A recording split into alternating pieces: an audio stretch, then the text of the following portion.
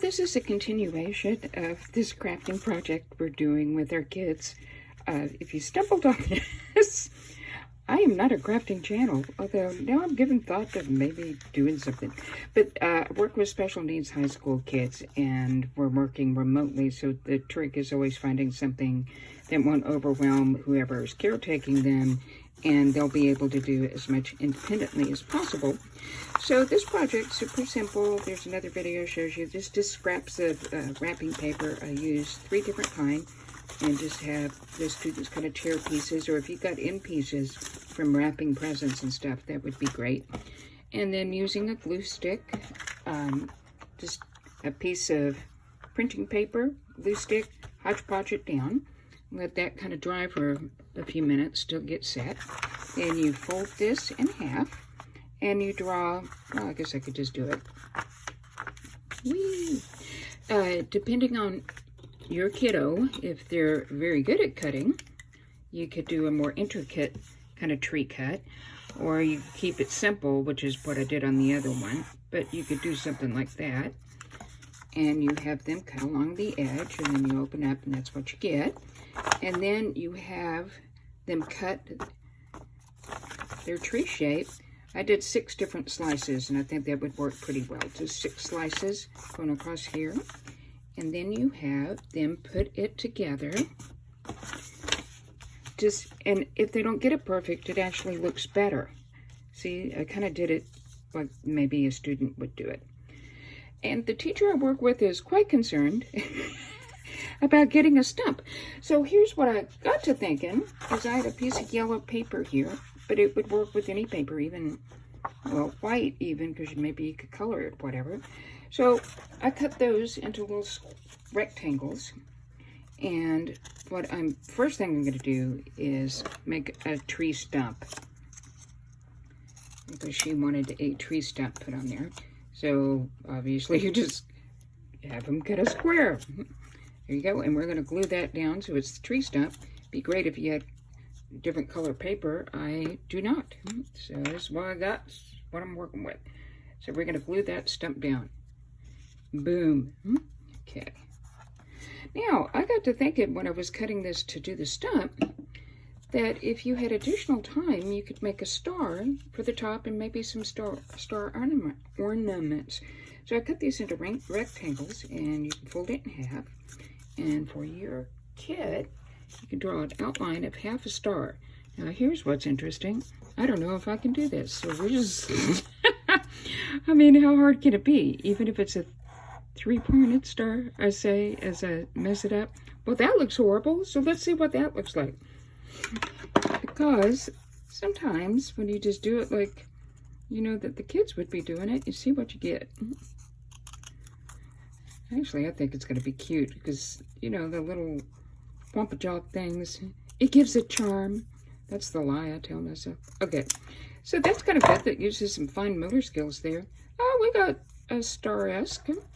I would suggest using a pencil and not a Sharpie. In fact, I'm going to do that again and use a pencil and not a Sharpie, because that bled through. As much as I think imperfection is charming, there's also just being a slob. That line is thin. All right, I've got a pencil here, so let's try it again. I don't mind how that looks. That kind of looks sort of interesting. Okay, let's cut another one of these guys. This is riveting. Like, how's it going to turn out? I don't know. The suspense, the horror. Okay, here we go. Doing it like this. I also have another idea for a crafting thing using this, and since I have that other piece of hodgepodge paper, I might just put it together and slap it up here if you guys are scrambling for what can we do remote learning. Okay, we got a little star, and that used some things, and that could go off the paper, which would be super cute, I think. So have them put a little dot of glue on the top of the tree and stick it on. Then you could use these other pieces of paper that you cut. You know what? You buy these glue sticks at the dollar store. There's a reason there's 40 in a packet at the dollar store. Just to let you know. So, you get what you pay for. Okay, I think that's kind of cute in a weird way. Can y'all see this setup I made up? These are Yankee candles on a row. And I've got a magnet on my phone, the magnetic case. So that's classy. I mean, Lord help me if I ever do anything correctly. So you could do other shapes. I would do some more stars, but you know, let's see what it would be like if we did a circle.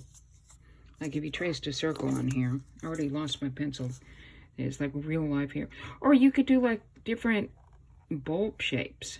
That might be kind of cute.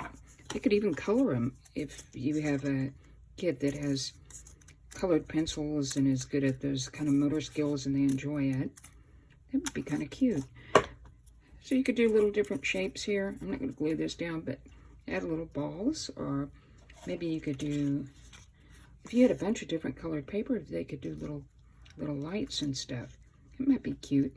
I also was thinking that it might be fun, before they cut it out, if you had paper like this, that you could maybe crisscross it on here and make it look like garland. So you get the idea, like, depending on who you're working with and what they're capable of, you could get quite elaborate here. How far down? That might be a good spatial kind of thing, because that's a little too short, so you could scooch that up. Oh, okay, well, that'll work. Kind of think that's looking kind of cute. So,